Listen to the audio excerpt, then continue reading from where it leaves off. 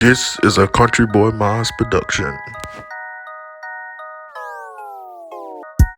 What's going on, everybody? How y'all doing? I got a crazy video today, so we're gonna get right to it. My last fit bug just randomly just came out, and now it's stuck in here. Oh snap! So I done took out the taillight, and the bad thing about it, this bug is stuck in here, as you can see. So let's pray I can get this bulb out with no problem. We'll try to fish it out. Let's go.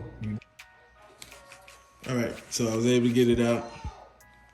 Just use some good old handy dandy neat old school needle nose pliers. Grab that thing right there at the bottom. Right down the prong. Right here, pulled it out. And I put it in, pulled it all the way out, but I got it wrapped up in there so I won't short it out. So I'm gonna go back and install it in the car. Hopefully it still works. We're gonna see. All right, so everything's good. It still works, which is awesome. We gotta do some working.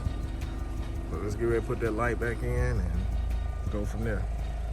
Yes, I have the car in reverse while I'm not walking. All you gotta do is just pretty much put your emergency brake down. As you can see, put the car in reverse and everything will pop up like it should.